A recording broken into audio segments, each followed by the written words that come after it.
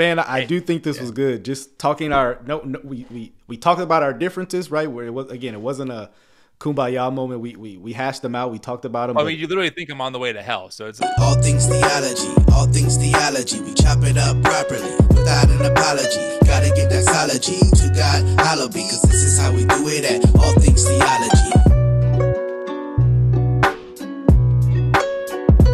So right now, man, we'll just jump into it, man. Today I have on the man, the myth, the legend, Tim. Here I am. New Evangelicals, man. What is going on? Why don't you introduce yourself to my audience? To your audience? Oh, I'm everything that they probably do not like, but I am a human being. We can start there. Yeah, my name is Tim. I'm the creator of an organization called the New Evangelicals. Started it in December of 2020 in my attic by essentially taking over my personal Instagram account, making it the New Evangelicals, and saying, hey, anyone else out here kind of concerned about the direction our faith is going in? And that kind of launched me into the whole world of deconstruction and more progressive ways of thinking. And then we became a nonprofit about 1.5 years ago. And I've been doing this work full time for about now almost 2 years. I live in New Jersey. I was homeschooled for 9 years. All that good stuff. Grew up very much Reformed, very John MacArthur-ish. And I love what I get to do now, talking to people like you. Honestly, I enjoy talking to people who I don't agree with. I think it's necessary and needed. And I'm happy to talk to you. Yeah, likewise, man. And I know we talked about this a little bit. Stuff like this needs to happen more because otherwise we dehumanize people. And I think there's a level of that where if, you're not willing to converse with people you disagree with, then you kind of just stay separate and you think the worst about them, And I know I said it on the last, review I did of yours. Like, man, I do think Tim, man, nice guy. Fair. We disagree sharply, right? We're not trying to just kumbaya and say, hey, no, everything's okay, right? We have our disagreements, but even in the worst disagreements, right, you can still be like, hey, man, nice talking to you, right? Like, just we can still have good conversation. Literally have the mug dehumanized with it crossed out. Like it's one of our core values as an organization. And we define dehumanization as like, making fun of people or trying to belittle them. Now, it's one thing to belittle someone's ideas. I mean, sometimes you have to. I totally get that, right? Right. And I think that's all fair. But there's a reason why, even on Twitter, whenever even some of the people that drive me the most crazy, who I just think are so dangerous, when they post something personal, hey, my kid's sick or my wife is pregnant and it's not, there's a problem. I always try and comment like, hey, man, I'm thinking about you, because it kind of keeps that humanity intact. Like, hey, beyond how strongly we disagree and how much I'm concerned about what you're pushing, you're a human being. And I want to treat you that way when things go, awry. Yeah. And I think it makes actually our disagreements much more, we treat the person more fairly, right? Because we kind of have this relationship. We're like, man, I talk to him. I know he doesn't believe that, right? And I think you'd be more fair when you come from that more space of, treating them like human, right? Rather than 100% thinking they're the monster. But we do have our disagreements, right, Tim? Oh, we do. We're strong. We went to war many times on Twitter. That's right. And so, again, like I said, we're not trying to dismiss that and just have this like a come together, like, oh, ignore all that. That's why I like Tim. He Tim believes what he believes, and he's firm in his beliefs. He's not pushing off that. And so Tim recently went to the Andy Stanley conference, the unconditional conference. How about we start there? Tell me what you thought about that.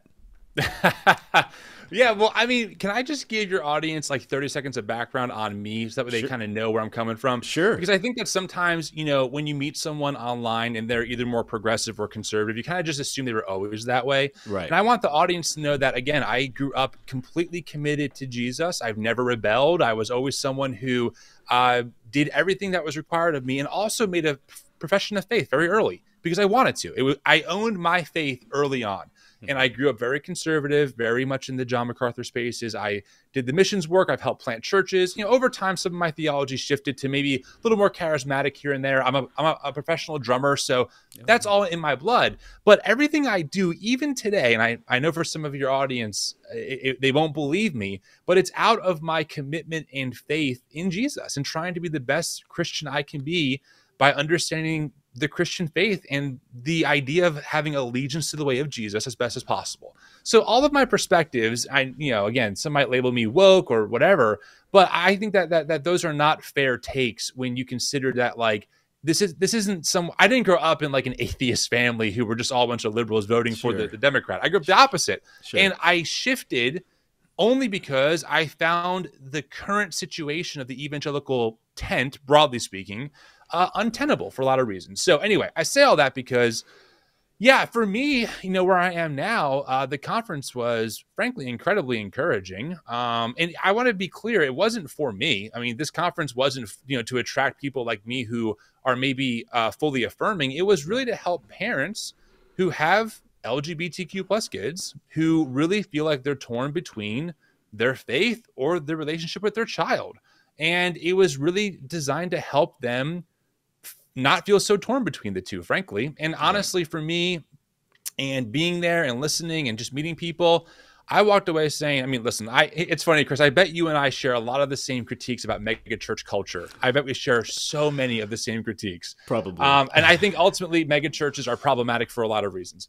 But I walked away from this and I was like, wow, like, I'm shocked. Like, this is really encouraging. So I came away completely encouraged, frankly. Yeah. So I remember early February, late January, I kind of saw this direction of Andy Stanley, right? That now, again, I in my review, I tried to be fair, right? Because Andy Stanley doesn't come out and say, hey, I'm LGBT affirming, right? But there are, and I think you agree with my sentiment in a lot of my review, that it seems to be that's the direction he's going, right? I mean, okay. I didn't grow up really. Listen, I never really known much about Andy. I've known who he was, but he was never like someone I was like, oh, to meet Andy Stanley one day or go to his church. It was never like one of those things. He wasn't like a hero of yours. No, being a drummer, it was, the people over at like Bethel on the production side, forget their theology, but like the production of Bethel or Elevation. That's what I was like, if I'm going to go somewhere, I'm going to check out what they're doing. Right.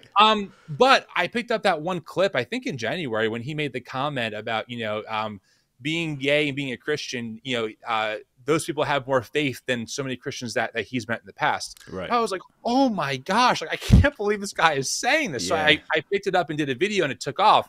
But yeah, I would agree. Like for me, that was the first moment of like, oh, what's this dude thinking? Like what trajectory is he on? I'm curious now. Right. Yeah. So I do remember that clip of what you're talking about.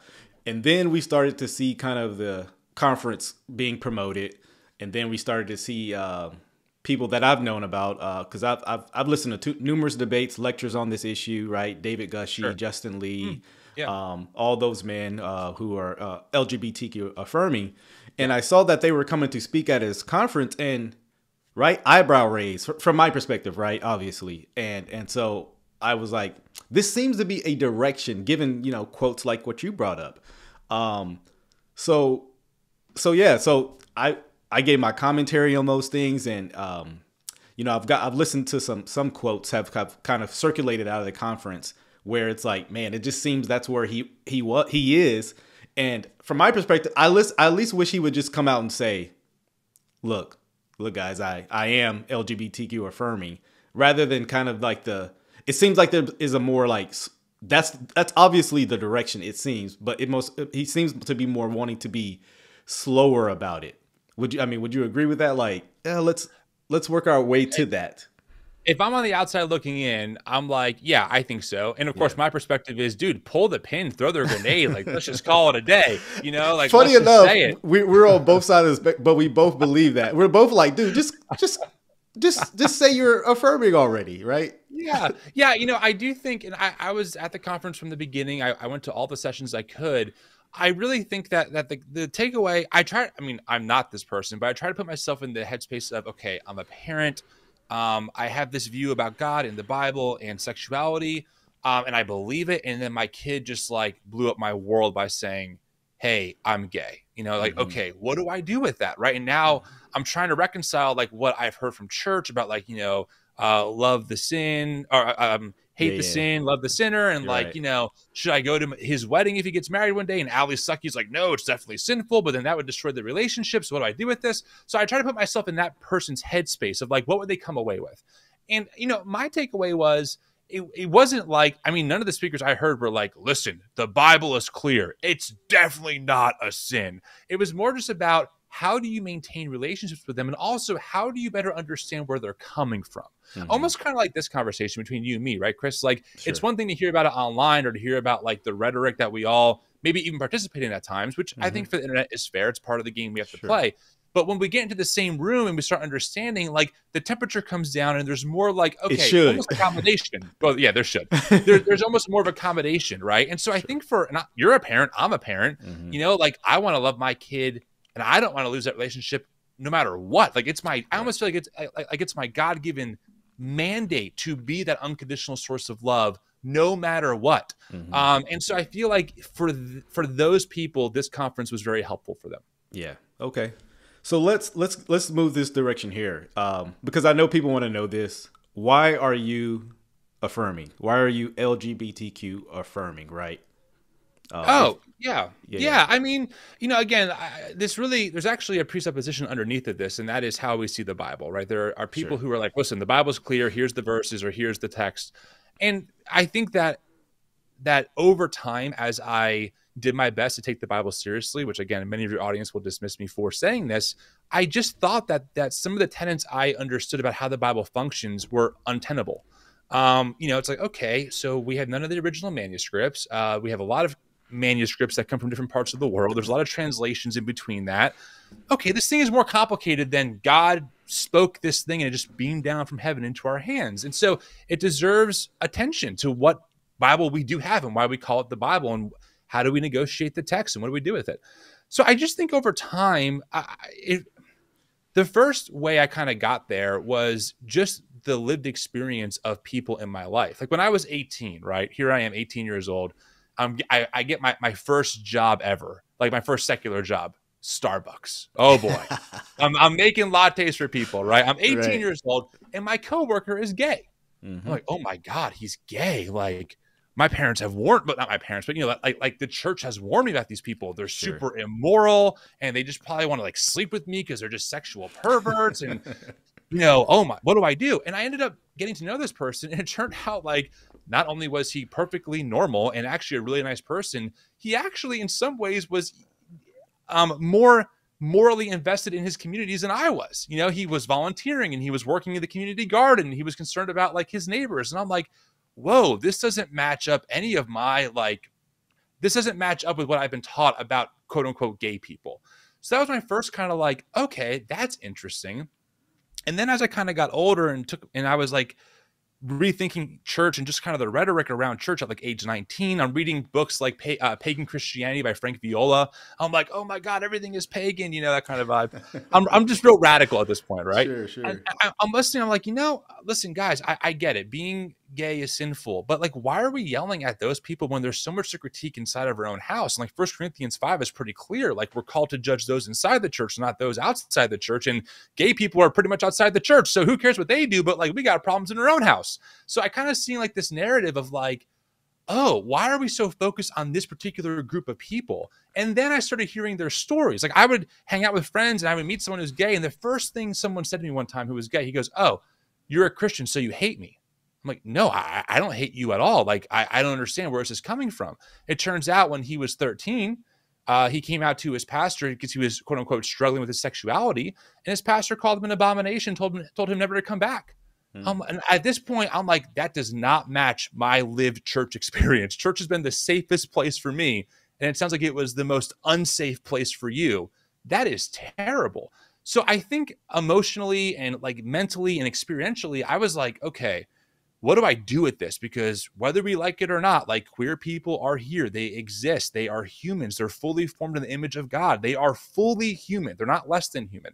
So I kind of got there that way first. And over time, I just started kind of thinking about, okay, like, so what are these texts and like, where do these words come from? You know, and I think just over time through kind of a lot of twists and turns, I got to a point where I think I get the arguments. I mean, I grew up in a non-affirming position my whole life. I'm just more convinced at this point that when it comes to especially what we understand as even the term homosexuality or being queer or the idea of two people in a loving monogamous relationship of the same sex, I just don't think the Bible has much to say about it one way or another. I know the creation text. I know all those texts. You know, people who are going to comment that, I know those texts.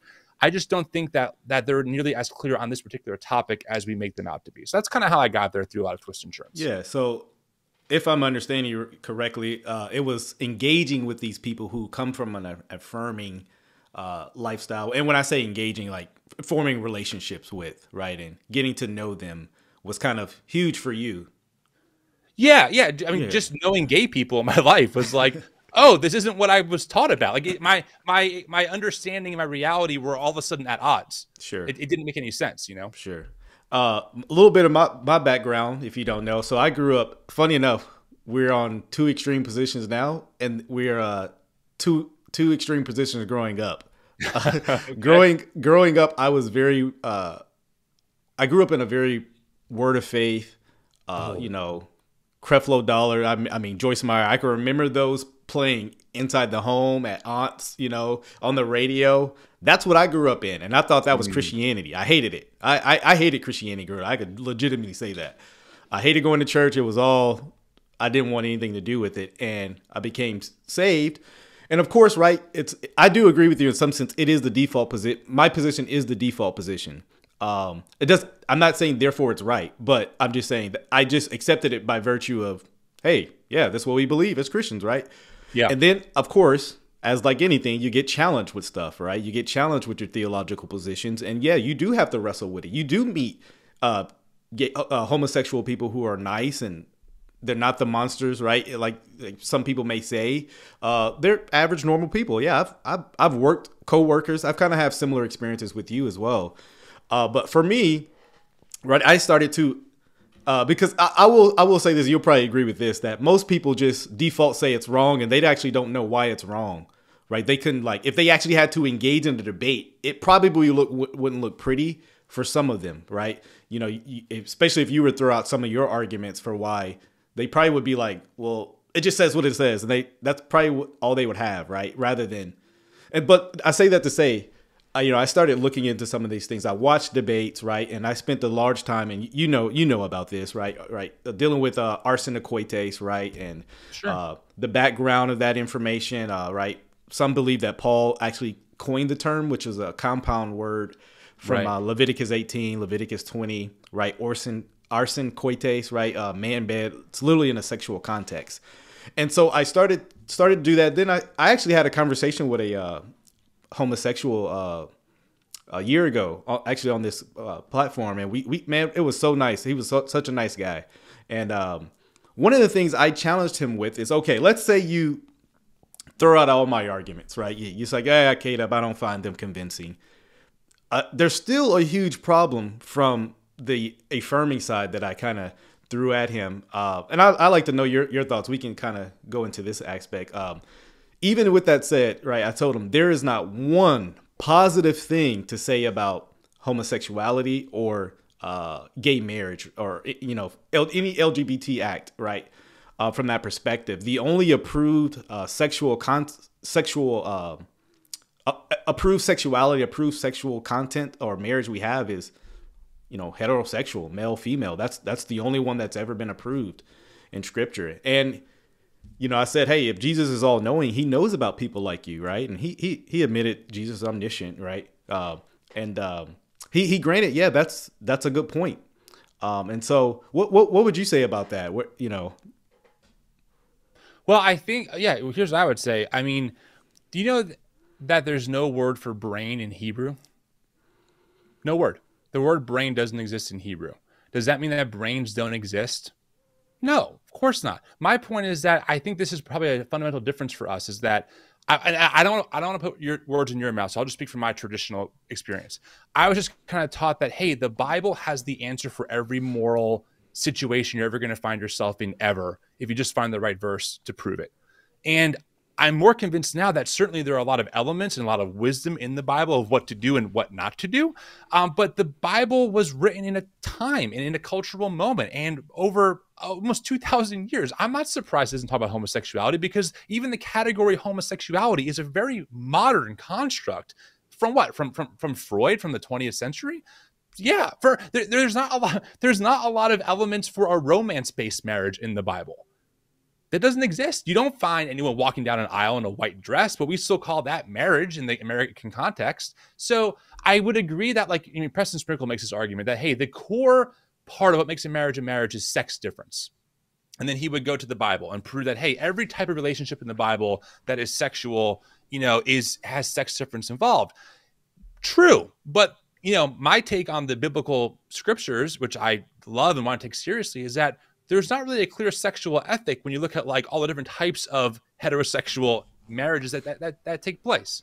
So those are just some of my, off the top of my head, some of my thoughts on that. Like, I don't think the Bible can answer every single question directly, but certainly there are principles that we can glean from that help us inform our decisions today by hopefully making, I put it like this, by partnering with God to make wise decisions. That's a very Bible Project, Tim Mackey kind of way of putting it.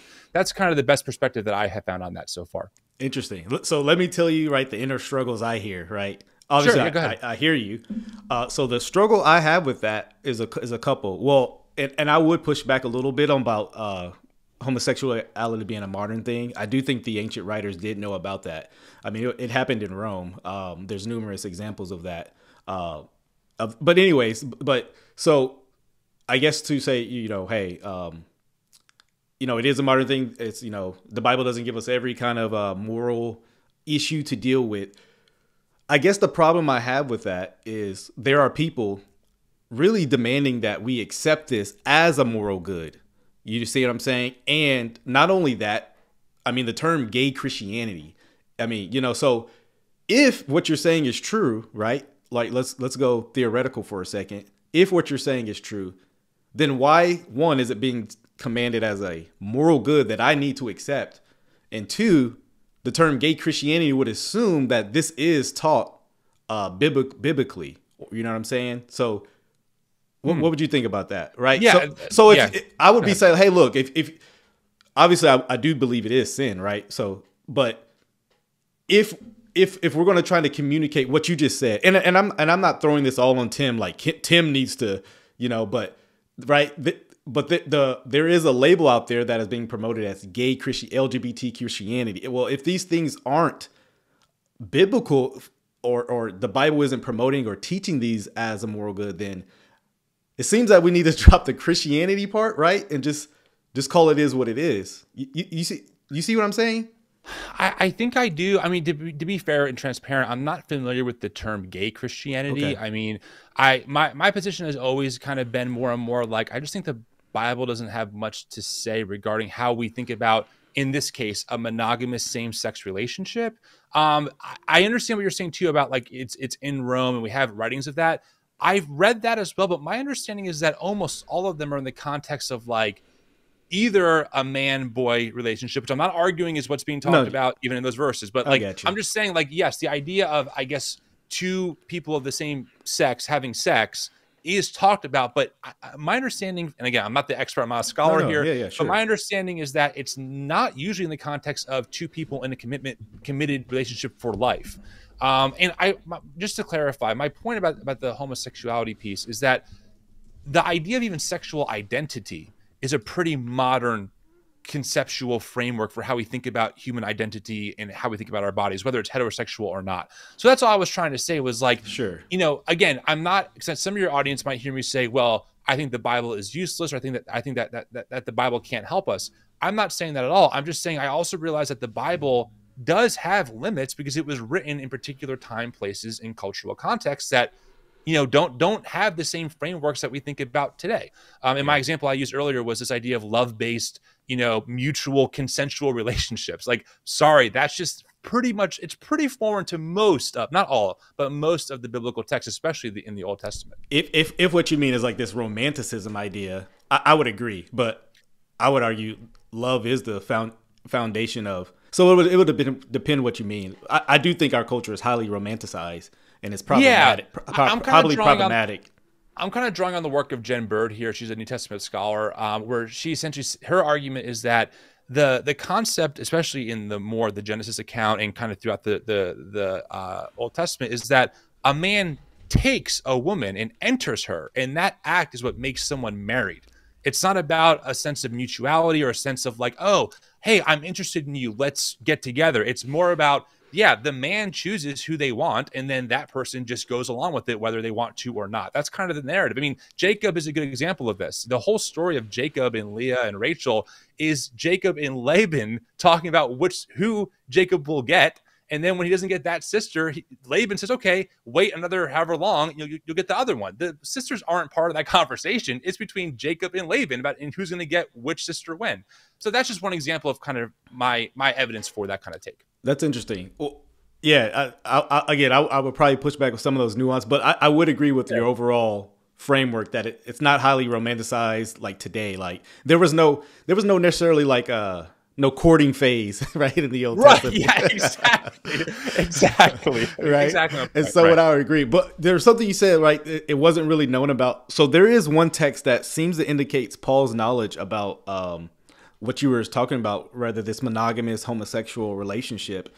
Whether they were married or not, I think that's beside the point. But in Romans 1, right, you know this text. Again, I'm not throwing anything at you that you haven't heard or don't know. But there is this abandoning of a relationship with lesbianism that Paul brings out with it says the men likewise gave up natural relations with it's for the women exchanged natural relations for those who are contrary to nature, and the men likewise gave up natural relations with women and were consumed with passion for one another. And so that it doesn't seem to be a poly relationship, but rather a exchange of relationship with a man that the woman is now seeking with another woman. So I think that's one evidence for Paul's knowledge about this issue. Interesting. For LGBT lesbianism particularly, right? And Paul grounds it in the creation, right? Again, you may make references to that earlier. For sure. I think just on the surface, what I would say to that is I think the language is passion, which is like better translated lust, which is not usually how most marriages are built. They're not built on lust. At some point, marriages are built on like stable commitment beyond your sexual attraction to that person, right? Like you're married, I'm married. Sure. I'm not burning in lust for my spouse all the time. In fact, even when I married them, I wasn't necessarily burning in lust. I was in love with them. So right. I don't know if I would put that on the same plane, but I understand your point that you're making for sure. Yeah. Well, so that word passion, it can be used for lust and lust is it's not actually a bad word all the time, depending on the context, right? Because it also can refer to a desire. Right. It's, right. You're drinking a nice, what's in that? Just honest. You really want to know? Old coffee. Old cold coffee. Maybe that's a bad example. That's a bad example. I'm not lusting over this, I promise. Right. I am passioning over some nice high quality water because my mouth is dry. Right. I haven't had anything to drink all day. But it qualifies it as a dishonorable lust, a dishonorable passion, dishonorable desire. Right. Yeah. And so that seems to be Paul's argument right there. And again, I know we're not trying to debate every text, right? I mean, we can go through these and things like that. I do think there's something interesting you brought up because it's something I've actually brought up. And this isn't a gotcha anything, but the difficulty of affirming something when a friend, a child comes out, right? Let's stay on the topic of that, right? Because I've heard numerous stories like this, and I do, and I'm not saying people are using it for this reason necessarily, but I do get the emotional appeal of it, right? When, because right, my son's a newborn right now, but let's say in 18 years, right, he says, "Dad, I'm homosexual," right? How would that make me feel? Right, it would be a challenge. Right. For anybody who loves their child or friend, not in the sense I believe I would compromise, but rather I would, it would just be difficult. Right. You still want to maintain that relationship, but also you want to affirm what you believe the Bible believes. And I've made the point that I do think this is how do I want to phrase this? It's a strong way to get people to abandon maybe their commitments. I don't, again, not that this is intentional. It's not, I don't think people are like homosexual, like, ooh, I'm going to make my parents compromise. But I do think that's generally what happens when, I'm sure there's numerous stories like this at the Unconditional Conference, right? I mean, what do you think about that? Well, let me ask you this. Maybe we should work. I have questions for you about this. Yeah, let's do it. This is kind of what baffles me, I think, and you're a good person to represent this position. I Okay, let me ask you this. Yeah. Would you agree that we are sitting on top of 2,000 years of complicated Christian church history? Yeah, church history it's vast. And people disagree on all kinds of issues. Correct. Heaven, hell, what it looks like, even the Bible, right? Eastern Orthodox got a different Bible than we do. Like, can we just start there? Like, we agree that, like, and would you consider, now this is important, and this is not a gotcha question. I really want to know, would you consider those people Christians or not? Like, for you, is it very much like, hey, if you're not kind of reformed and like this kind of Christian, you're not really in? Or is it big enough for you to make space for other folks who would see these things differently regarding the Bible, heaven, hell, etc.? So good question, but it depends on the issue, right? So let me answer like the specific question about like, does someone have to be reformed? I don't hold that position. Someone has to be a reformed to be a Christian, but it would depend on the issue. So there are some things that I would be more willing to say, man, this is a disagreement we have, and we're gonna fight until Jesus comes back. So sure, I'm a Baptist. I'm not Presbyterian, but I do believe my Presbyterians are brothers, right? But I don't think the same thing about Roman Catholics. Why do I believe that? Because fundamentally, I do believe. Now, let me actually even nuance that to make it even more difficult. If they hold to what has been dogmatically defined in the Catholic Catechism, because there are some Catholics who don't. There are some Catholics actually a lot closer to me than they are with the Pope. Funny enough. So again, some of this is nuance. That's so I do think it's situational in what you're asking. So for me, right, as a Protestant, I believe the Bible, and not to say you're not trying, but you hear my point, right?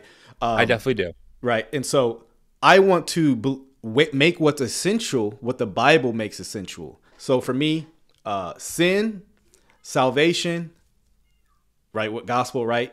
God, right? Those are the things, right? If we're saying God is Jesus is not God, well, okay, man, you're not my brother. I love you, but the deity of Christ is something that's essential. So hopefully I did my best in answering your question. This is truly not a trick question, because I've asked a lot of people this, because what I have found, again, let me bring it back just to my experience, because I don't know how you see these things. I don't want to be unfair to you. Sure. But I was kind of taught in my like more conservative evangelical, world, like, hey, like, we have this gospel. Here's how we define it. And anyone who believes this is definitely in. Anyone who doesn't is definitely out. Mm-hmm. One of the struggles I have with this, and I promise I am circling back to your original question. I'm trying to lay down the groundwork and kind of help us unpack the differences, right? This is good. I'm trying to understand, what would you say? Oh God, this is so loaded, but no, hey, go ahead. Load the question. Okay, thank you. Assuming that salvation means when we die, we are spending eternity with God and we're not going to whatever we call hell is, okay? Assuming that that's what we're talking about by, hey, being a Christian means that that's your outcome at the end of the day. What are the non-negotiable beliefs that every Christian throughout time has to hold to end up in that place in your in your mind? Does that make sense? Like, because I'm struggling with, like, I'm not asking you or anyone that, hey, you can't be a Calvinist anymore. I understand. I grew up Calvinist my whole life. Right. One of my critiques, though, is that I have found people like that often be like, well, if you don't see it this way, if you don't see sin how we do, if you don't see the cross as the wrath of God poured out on Jesus, you're just not a Christian. I'm like, I'm sorry. You have thousands of years of other faithful church fathers who did not see it that way, who were devoted Christians.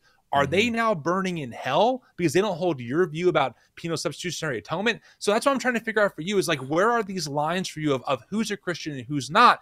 And then how do you substantiate that? Can we just start there first? Let's do it. Me.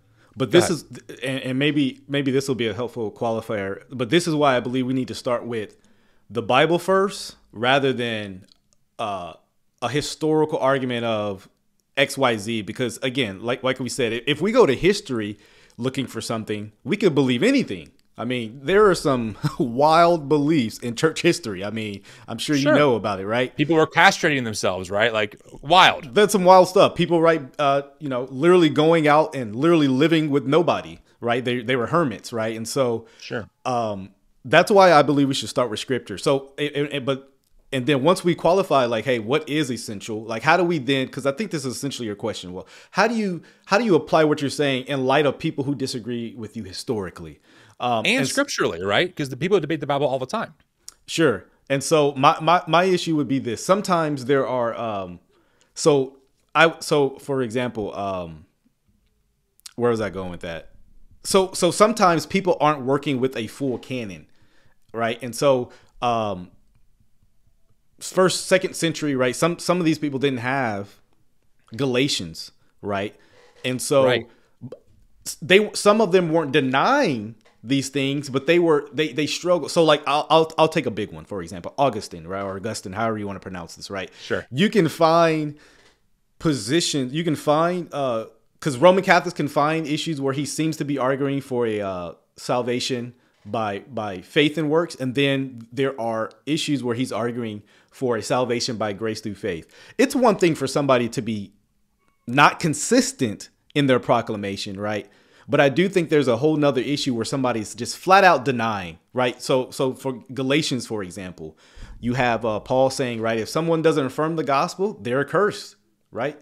Or rather, he says, right, if they proclaim another gospel, which there's no other gospel, right, which you know about. The gospel, you would say death, resurrection of Jesus. Is that what that is for you? Yeah, absolutely. Just to get real granular, make sure we're on the same page. Sure, yeah, yep. Okay. Yeah. So yeah, about the life, right? Him literally earning righteousness for his people, right? And so, right, great exchange, all that kind of stuff, right? And so, right, but as soon as someone adds in what Paul goes to argue, sorry, I'm long-winded on this question, but I want you to be. Take your time. but Paul goes on to literally argue if people are adding to the work of Christ, cut off, really this Old Testament idea of being kara, cut off from the people, from salvation, right? And so, yeah, I will hold to that deal, right? As someone who affirms sola scriptura, right? I try to make essential what the Bible makes essential, right? I mean, look, we could have differences of minute issues, right? I mean, don't get me wrong. People will argue over the carpet in the church. I mean, and try to make it a salvation issue. But right. we got to, that's why look, man, I try to have my convictions led by not only the Bible, because the Bible could say something that's true. But it also could be an issue of, so I'll give an example of what I brought up earlier. I believe in full immersion. I believe in believer's baptism, right?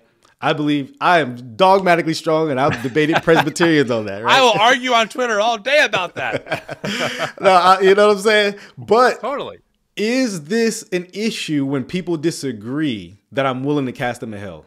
No, right? Because I don't believe the Bible says, hey, if you deny believer's baptism, you're going to hell, right? And so as someone who affirms sola scriptura, I try to have that be my my lens. Am I consistent always? Probably not, right? But I try to be as best as I can. And so, again, I hope that kind of helps some of the framework. I think it does. You know, I'll put it, okay, let's make it personal to me. Let's do it. I affirm a physical resurrection. I affirm the cross. I affirm the gospel accounts. Like I listen, we both know we don't have any of the original manuscripts. I still affirm them as overall reliable. Tim, let me say this. What actually you just said is actually very rare in your circles. It might be. The fact that you believe in a physical resurrection alone. Listen, between you and me, I would debate some of that, but yes, I mean, I know Brandon Robertson, he's everyone's favorite punching bag for progressive Christianity. I know he wouldn't affirm that. I get that. But like a lot of people who are in my space anyway are like, I have no problem. I mean, I think there's something there. The physical resurrection is a beautiful reality in my mind and concept of like, wow, like all things are being made new again at some point. That's like gorgeous. Okay. I affirm that. Amen. Trinity, done. Virgin birth, sure. Can I prove it? No. Do I affirm it? Absolutely. And by the way, that's not crazy. Sean McDowell, the great evangelical apologist, I had him on my podcast. He said, you cannot objectively prove the resurrection. I agree, but I still believe it. I believe it happened. Okay. I'm all the things when it comes to what you might call Orthodox Christian. I believe those things. I'm also, however, affirming, am I a Christian for you, or am I going to hell? You can be honest. I'm not going to be offended. No, that's why I like you, man, because you're not asking a question to overreact or whatever. So for me, I would say no, right? Because sin, because remember what I said, sin, redefining sin is a huge issue for me, right? Because again, I am being called, or there's two things, right? One, I'm being called to accept this as a moral good, and two, there is a affirming of something that God has, yeah, my perspective, right? God, there's an affirming of something that I believe God has called not good, maybe even to use biblical language, abominable, detestable, even. Just like, and Tim, just to be fair, I would say the person shacking up with his girlfriend, right? He's not a Christian either, right? So, I'm not doing that to soften the blow, but to answer your question, yeah, I would say no. So I think where I struggle with that is, here's my honest question to that. When did that become orthodoxy for who's in and who's out? I mean, there are plenty of people who do a lot. I mean, there are people that we probably both have read who owned slaves and thought it wasn't problematic. I don't think you would say that Jonathan Edwards is in hell right now. It's just interesting it's interesting because it's interesting to hear how this particular issue, I'm not even asking you to agree with me. I'm just saying, sure. Is there room to disagree? For you, that is a salvific level problem. But there are other people who do other things that I would say are, crazier and way farther out than whatever I'm affirming. And I'm just curious, are those people in your, when did this become orthodoxy? I'm not following. Well, so I would argue it has always been. So I don't get orthodoxy based, not necessarily based on how many people have affirmed it for so many years. But if that was the case, my argument would be even stronger, because up until recent modern history, this really hasn't been a debated issue. Not too much, but let me actually back up and answer the question, hopefully in a more nuanced, better way, because it would be one issue. It would be one difference, right, for someone to come out to me and say, "Hey, Kate, man, I understand what you're saying, and I agree a lot, but I'm struggling. I'm struggling with my identity." Man, I do think there's grace for people like that, who are. I think there's a grace for every sinner who's willing to admit that they're struggling with a particular sin, rather than saying they're practicing, they have no conviction about it. Right? I'm thinking of texts like 1 John 3 about practicing these sins, and so hopefully that's a better nuanced question than just it would depend on. But that's more theoretical. But you are more you are affirming and saying, "Hey, no, I am affirming." Yeah. So I absolutely am. So that's why I would say, man, based on what the Bible says, based on what I see the Bible says, I could not affirm it, because God wants us not to continue in these sins, but to abandon them. Okay. So, yeah. Just to get a baseline, women who preach and people who affirm them, are they not Christian either? I'm just trying to understand the framework here. These are not trick questions. I'm just trying to figure out, where would you put these people? So it depends. Beth Moore, is she going to hell?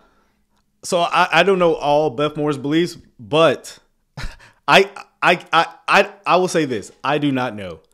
But again, I don't affirm women preachers. Let that be clear. Oh, I know, right? You don't. I know. Let that be clear. I am, but could there be someone who, man, they have genuine faith, they're just in error on some of these things? I guess it's possible. But I don't think we should platform these people. I don't think we should affirm them or work with them or anything like that. I get that, but but for me, even though my faith is earnest and I am really convinced that how I'm reading these texts, there's at least a good argument to make. In your mind, it doesn't matter. It puts me outside the boundaries of, I guess, historic Christianity for you. I'm just trying to make sure I'm clear. I'm not trying to be tricky. No, I totally get your heart. I would say historic and biblical Christianity for me. So okay. I guess I could throw the question not as a trick question back on you, but I think you would say there are people who think they're saved, right? They are genuine, nice people, but you would say, now I don't know if you believe in a literal hell or not. But let's keep it at this point that they're not saved. Like Joel Osteen, he strikes me as a guy who's genuine, right? I don't think he's back there and counting his millions, right? But I think we both would say that guy is false. Yeah, so it's interesting. Like I'm still kind of working this out in my own mind of like how I think about these things. Oh, hold on, someone's calling me. I'm busy. Jesus. Oh, geez, sorry. I curse a lot, but I don't want to be disrespectful on your podcast. I apologize.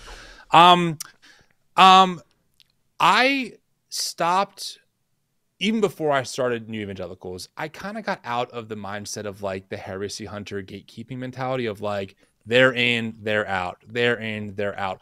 For a couple of reasons. Number one, I'm not I believe in an afterlife. I believe in some kind of like eternity with God, and I believe in some kind of thing without God. I think that like it's pretty murky, and like the church historically has like a lot of different views on what that looks like. Sure. So I've just kind of gotten out of the headspace of like, you're going to burn, you're going to be in heaven. You're going to burn, you're going to be in heaven. Now, and Tim, let me say this real quick. I don't actually think the worst part of hell is fire. You know, so I do think there could be a place where we could debate that, and I could say, because there have been Reformed people who have been annihilationists, right? I mean, yeah, I lean more towards that, with the second being universal reconciliation. My least convinced option at this point would be eternal conscious torment, and not for the reasons most think. Like the reason why I'm more annihilationist is because there has to be a sense of justice for things that people do on Earth that harm other humans, and the idea of spending all eternity with Hitler is like, I don't know, God, that's kind of wacky to me, you know? Well, like, you know what I'm saying? Like there has to be something like you forfeit your gift of eternal life because of the amount of harm that you've committed to humans and whatever. You know, there has to be some sense of God's justice in my mind. But that's besides the point. Yeah, sure. Go ahead. No, I don't. It's your podcast. I'm sorry. No, and I was going to say, I do see that as hell. We don't have to debate all that all this time. Yeah. But. No, well, I mean, I have no problem saying I believe in hell, but like you said, I think we would disagree on what it might or might not be. Right. I forgot where I was going exactly, but the heresy hunter thing. Sure. You know, Joel Osteen, right? Yeah, he's someone like, would I ever recommend his teachings? Like, absolutely not. I think he is problematic. I think the mega church structure is so bad. Do I think that like he gets up to wherever God is and God's like, sorry, Joel, like you did profess faith in me and you did like profess me as your Lord and Savior, but your horrible theology just outweighs everything else. So he pulls the lever and Joel goes to hell. I don't know if that's how it works. So I just say, what are my two greatest commandments? Love God and love neighbor. And that's just kind of what I'm focused on. Okay. So maybe let me rephrase the question then. Would you see, right, not assuming it, would you see that there are people out there, and again, you don't have to name these people, but I got no problem naming names, Chris. I know you don't. Hey, go. Well, then do it. Would you see that there are people out there that they believe they're genuine, right? They hey man, I'm genuine. I'll do all, but they're doing things antithetical to what you would say, or let's just go right at what the Bible says, right? I mean, yeah, his name's William Wolfe. His name's Mark Driscoll. His name's John MacArthur. I'm sorry. I know you love the guy, but like, yeah, I see people do things I think are like Antichrist all the time. Do I think that gives me the objective reality that they're either in or out of the Christian faith? No, because I have found the more I've studied, and I want to clarify for your audience, I'm not an academic. I'm not, I don't have a PhD in biblical studies or church history, but from the little I've had of listening to other people and reading some of this stuff, I'm like, wow, this Christian thing is really freaking big historically. Like the people who were, coming to this land, who, were under the impression that, hey, doctrine of discovery, God's given us the land. They were Christians in their book, and the Pope sanctioned it. They did some pretty atrocious things. So I think that one difference we would have here is that I realize that Christianity, or as scholar Dr. Adam Clark would say, Christianities, meaning the idea of like the Christian faith has always been like so many different branches kind of doing different things. It can be used it can be a really healthy, beautiful thing that promotes the love of God to all, or it can be a tool that keeps people oppressed, like literally oppressed. And we can look back even at our own American history to see how the KKK, for example, used the Bible and used scripture verses to justify their really abhorrent takes about Black people, right? That was horrible and terrible. But what was their foundation? Well, we have our verses. Well, we're Christians. Well, it's this. Now, we would probably both agree that maybe it was a really unhealthy version, or maybe in your mind, not even Christianity at all. But to them, it certainly was. And so who gets to objectively say, no, they're definitely not, and we definitely are? I don't think that's our call to make, because how do we prove that? We really can't.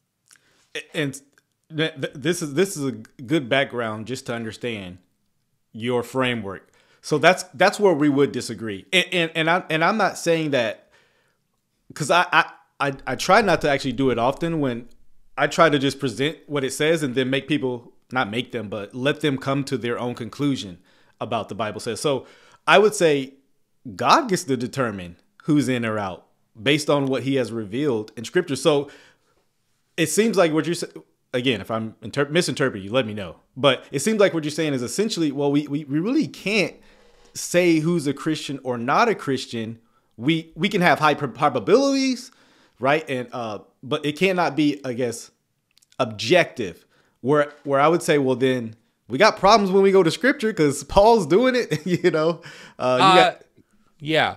What I would say to that is simple. I'm not God, and neither are you.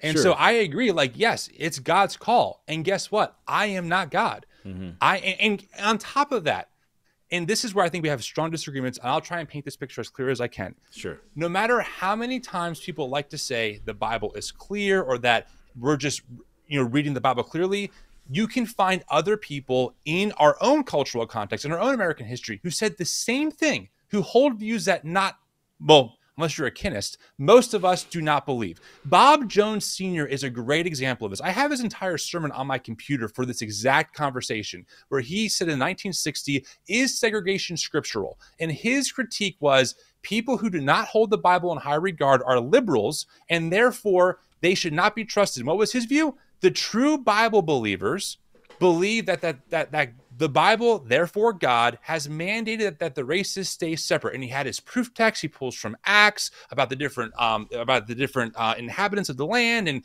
all. There's a verse that talks essentially about how we have like different bloodlines, etc. And that was his proof. Now you and I would go, oh, Bob, that's horrible, exegesis or whatever it is, right? Or maybe Bob's doing eisegesis, which we should never do. But again, you're not God. Bob's not God. We're all renegotiating the same verses saying, no. Bob was wrong. We're definitely right now. But why are you able to say that, but Bob isn't? Do you see that? Like you're really trying to compete by saying the same things. Like, no, I'm objective. No, I'm objective. Well, then by definition, neither of you are objective. Also, we're humans. Also, the Christian tradition is not monolithic. So I just think that the reality does not match the language of, well, this is just what scripture reveals. According to who? According to who, my friend? That's the question. That's a good background. But what I would push back to that to say, well, there's a couple ways. But if what you're saying is true, then we have no Christianity. We just have, like you said, Christianities, and to each their own when it comes to Christianity. So if I want to say Jesus actually didn't exist and there is no God, but I'm a Christian, right? To each their own. And so if there is no objective reality, I mean, salvation by grace, salvation by works, I mean, to each their own, you know what I'm saying? So to stick on that point, if there is no objectable definition of Christianity, then Christianity is anything. I mean, it's Buddhism, it's Islam, it's Mormonism, it's Reformed theology, it's Pelagianism, it's whatever the person says it is, and if it's that, then it's nothing at all. And so that's where I struggle. Like, man, I hear your point, right? Because right. And I'm not saying because someone says it's clear that it is clear, right? Because it's clearly raining outside, right? Well, actually, it's sunny in Texas right now, so they could be wrong about a claim. You know what I'm saying? But so I don't believe just saying it's clear makes you right. We have to actually go to the text and do exegesis and draw out: is this what John's saying? Is this what Paul's saying? Right in the biblical author. So I don't believe just quote mining something makes you right. You actually have to. I mean, you just brought it up, right? Exegete the text to demonstrate that's a lot of right. You have a lot of people that just quote the verse, but they don't demonstrate the verse is actually saying what they're saying. So Bob Jones, he can bring all his racism along, and guess what? I would gladly refute him, right? How God in Ephesians 2 is he's making a whole nation from Jew and Gentile, right? In Revelation 5, there's going to be men from every tongue, tribe, nation in heaven worshiping the Lamb. Doesn't sound like segregation, Bob Jones, right? And so I would be willing to, or at least not segregation in an ethnic sense. I would say there's segregation in a believer-unbeliever sense. And so, right. So again, a claim doesn't actually mean they're right. It's just a claim, right? That needs to be demonstrated. And so that's kind of how I would go about. But I do believe there is in an objective sense Christianity. Now that, and let me say this because that does not mean that there aren't nuances. So let me give an example, right? And you'll find this funny and good because it's a music example, right? So I'm in. Right? In the predominant, and I hate this phrase, but for lack of better terms, I'm going to use it because you know what I mean, right? In the primary white church, right? There's a style of music that's popular, right? It's more hymns. It's right your contemporary style, right? Your Hillsong, right? Your Bethel, right? Totally. Your white people's music. I totally know what you're talking about. But in the black church, the music is a lot Southern, right? It's more influenced by others, and I think people know what I mean. I'm not trying to say all black people do this, all white people do this. No, but like gospel and Hillsong come from very different traditions, right? Right. And they're very different. And I'm not.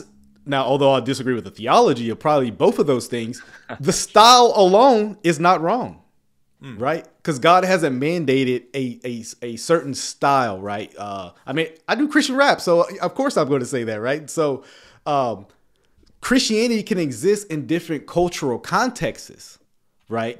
But I would say the contents are the same, but some application and things could be different. So hopefully that's helpful because I'm not trying to say I'm dogmatic about everything, man. You know, like you need no for sure. So I mean, listen, I have two thoughts on that. Number one, I mean, technically, I think the Apostle Paul does lay out like a hymns only ethic of like a cappella. This is the Plymouth Brethren. They take 1 Corinthians 14, you know, where it says, you come together, each of you has a hymn or a word of instruction, etc. So I mean, I'm just saying, like, some people do disagree with you, right? Hold on. Because that was clear. I got something for that.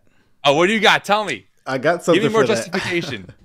Because, yeah, here we go. Because, in Colossians 3, he says, let the word of Christ dwell in you richly, teaching and admonishing one another in all wisdom, singing psalms, hymns, and spiritual songs. Right. So I would hold, hey, look, because like there's a big debate in the Reformed community about hymns, like psalms. Oh, only, I know. Right? I know they debate that stuff. And this is a good verse, I believe, to demonstrate. Well, Paul lays out three kind of styles that are acceptable.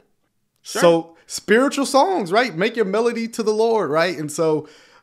Yeah, but maybe this is actually a better topic to talk about these differences that maybe we could think about because it's not as serious as like maybe some of the other stuff. But I mean, again, if we're just being like technical, right? Like there's no talk about the drums or the keyboard or like the electric guitar. Those are modern instruments, but we have no problem. And I would agree with you, by the way. I'm on Team Chris for this. Like I would do that too and be like, yeah, like we can use our modern form of music to praise and worship and yada, yada, yada, you know? But I could also see how some folks who are real like, what's the Bible say? No more, no less, could be like, hey, sorry, dude, those things aren't mentioned. And if God is all knowing and Jesus is all omniscient, you would think he might have mentioned that, but he doesn't. So again, much, much more low bar issue, but like, I could see how someone can say that, but I have no problem, along with you, being like, nope, sorry, bro, give me the drums, give me the guitar, like I'm all about it. Can I just answer your question or kind of give my thoughts on the objective part? I think that's actually a really important piece that you mentioned. Sure. And I again, just full transparency to your audience, I am still working through this and kind of thinking through that because I think those are like some valid points, right? Like, well, if we don't have some kind of anchor, then like, what is Christianity? And here's the analogy I've been using. I think it kind of demonstrates the point, but maybe it doesn't. I don't know. You can tell me because you're someone who would oppose. I think one of the fatal flaws in the fundamentalist movement in like the 20th century was taking the modernist approach and the Enlightenment approach and saying, oh, we could just apply this to the Bible and have our own new set of our own new set of objective reality. I think the biggest flaw with that is that the Bible and religion is not a scientific thing. Like the scientific method is helping us make sense of the natural world. How does gravity function? We have a whole test for that, right? But theology, the study of God, how we deal with the Bible and these big questions has kind of been more of like a conversation for 2,000 years. And people have landed in all different places. I mean, listen, before the Protestant Reformation, there was the Catholic Church, and they had some theology for a long time that I think a lot of us, even Catholics, go, not a good take. However, it's still part of the Christian tradition, you know?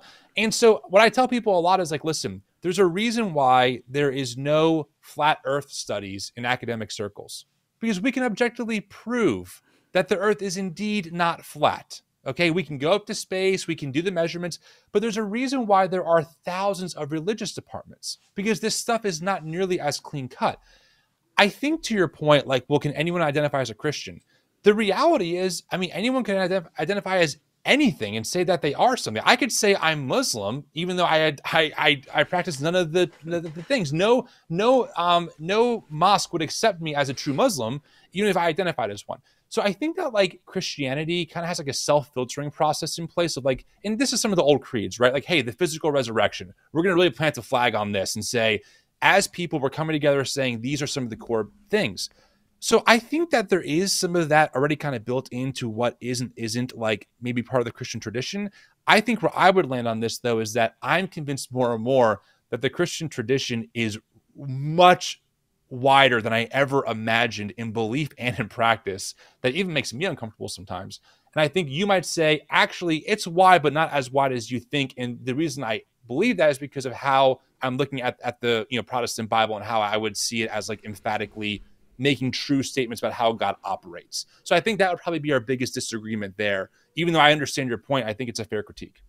I appreciate that. And man, I love church history, man. I can appreciate guys I disagree with. I've read, one of my favorite, it's a 4-volume set, Nick Needham, his 2,000 Years of Christ's Power. It's, man, excellent read. If anybody wants to get into church history, that would be good, because he's a historian, so he's not even trying to argue from what's right. It's just what happened, right? What was said. Yeah.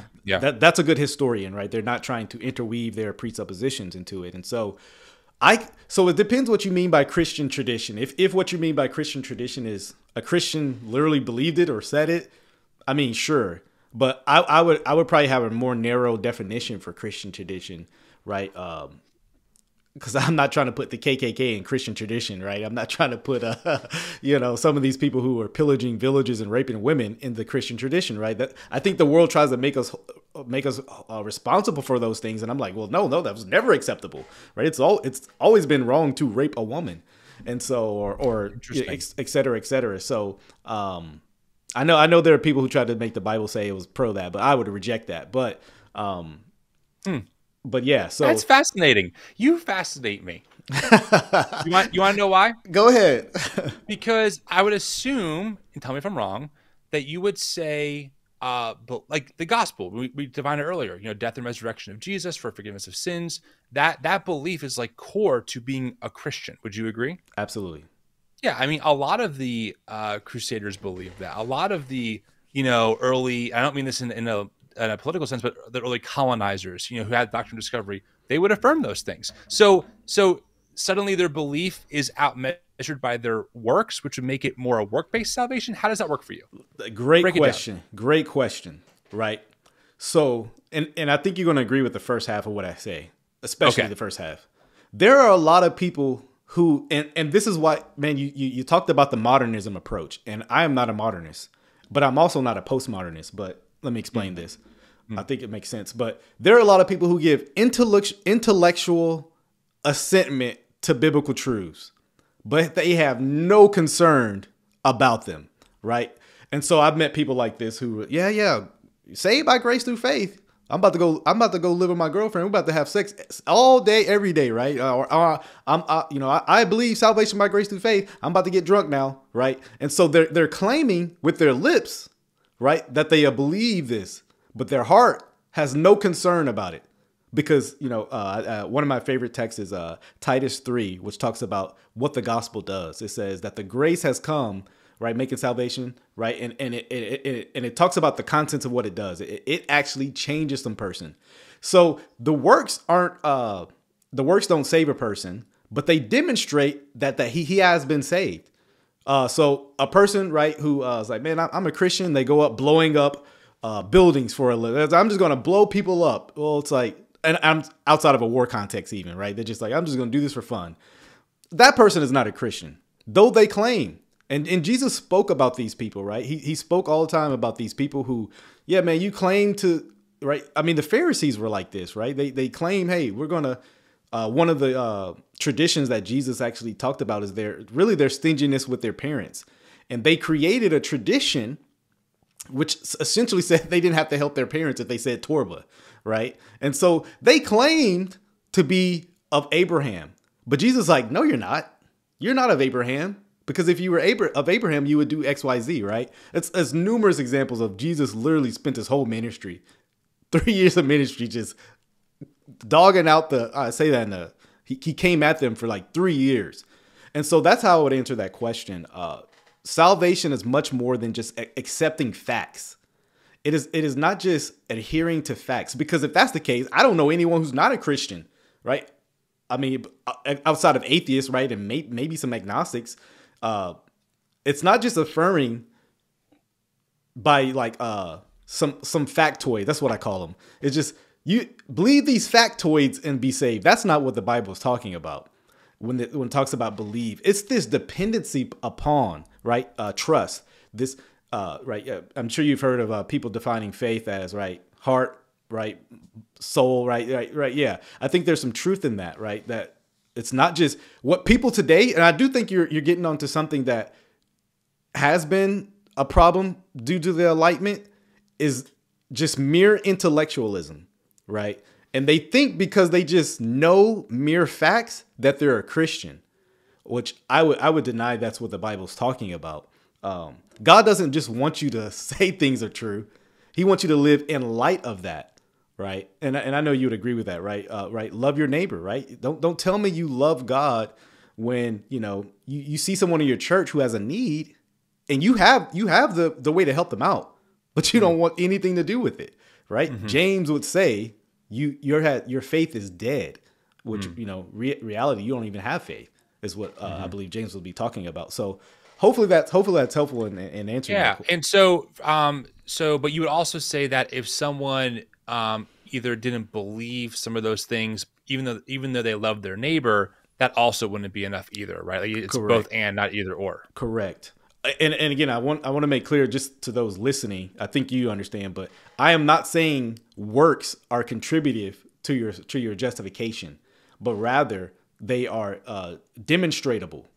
They demonstrate that you have been saved. It's not like you have faith, but then you got to have works to really get saved. That's not what I'm saying, right? I'm saying that justification, essentially justification, right standing with God, produces conformity to God, right? Those whom Jesus saves, he sanctifies, to put it in some more theological terminology.